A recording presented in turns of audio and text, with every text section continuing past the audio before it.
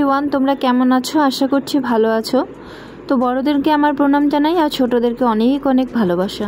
তোমরা কে কোথা থেকে ব্লগটা দেখছো অবশ্যই আমাকে কমেন্ট বক্সে জানিও। আমি খুব খুশি হব তোমাদের ভালোবাসা পেয়ে। তো এটা হচ্ছে আমি বিকেল থেকে ব্লগটা স্টার্ট করেছি। আজ হচ্ছে বৃহস্পতিবার। তো এটা বৃহস্পতিবারের বিকেলবেলা একটু না ঘুমিয়েছিলাম।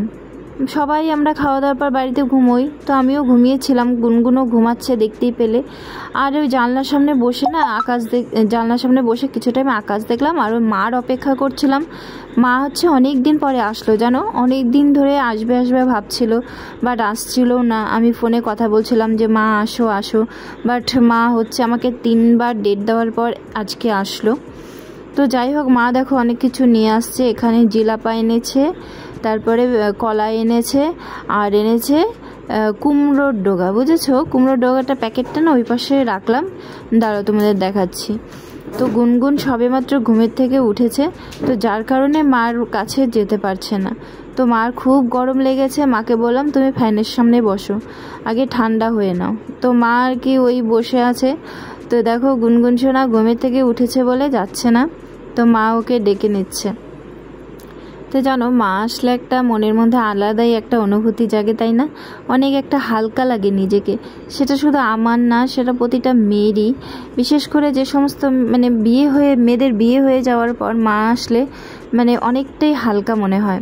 তো মা বলল যে কলাগুলো আজকে মনে হয় না খেতে পারবি, কলাটা হচ্ছে কালকে খেলে ভালো হবে, কারণ আজকে কলাটা শক্ত শক্ত আছে। তো আমি বললাম ঠিক আছে, কোনো ব্যাপার না। ওই যে হলুদ প্যাকেটটা দেখতে পেলে ওটার মধ্যেই আছে মিষ্টি কুমড়োর ডোগা। তো এই যে জিলিপি নিয়েছি, মাকে হচ্ছে কটা জিলিপি দিলাম। মা বলছে আমি এখন খাবো না, পরে খাবো। তো এই করতে করতে, মাকে জোর করতে করতে মা তো আর খেলোই না। তারপর আমার হাজব্যান্ডও বাড়িতে চলে আসছে, দেখলাম আজকে ও কাজের থেকে খুব তাড়াতাড়ি চলে আসছে। তো ও হচ্ছে ওই সামনেই বসে আছে আমার সামনে। তো আমি বললাম যে দাঁড়াও, আমি আগে জিলিপিটা খেয়ে নিই, তুমি এমন টাইমে আসলা, তারপরে ভাত। আর আমার না বিকেলবেলা এই সমস্ত জিনিস খেতে ভালো লাগে। তারপরে হচ্ছে চাউমিন বলো, মোমো, সিঙ্গাড়া, বিকেলবেলা আমার এগুলো এত ভালো লাগে, খালি মন চায় যেন ওগুলোই খাই। তো যাই হোক, মা হচ্ছে এখানটায় আর কি বলা বলি করছে ওই বাড়ির ব্যাপারে, আমাদের বাড়ির ব্যাপারে আর কি।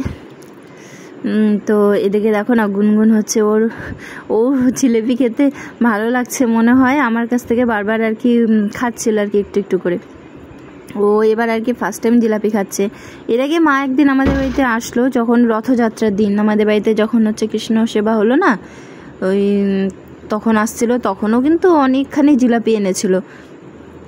তো আজকে হচ্ছে আমি কিছুটা জিলাপি নিচে দিয়ে দিলাম, আমার ওই যে ভাসুর আছে তো বাড়িতে, ভাসুর দাদাকে দিয়ে দিলাম, আর ছোটো যা আছে ঘরে ওকেও দিলাম। কারণ আজকেও অনেকগুলো জিলাপি এনেছে, এতগুলো জিলাপি তো আমরা শেষ করতে পারবো না।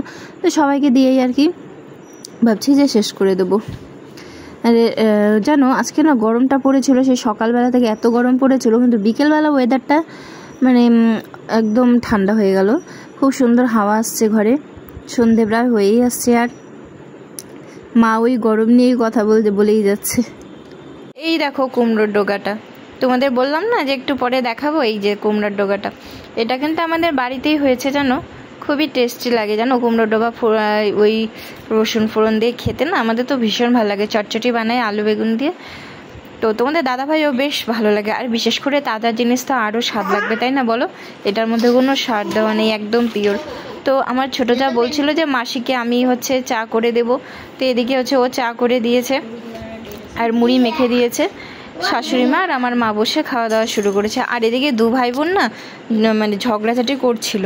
তো আমার যা বললো যে তুমি একটু ধাওয়া দাও, তো আমি একটু ধাওয়া দিতে গেলাম, গিয়ে ওদেরকে চুপ করিয়ে রেখে আসলাম।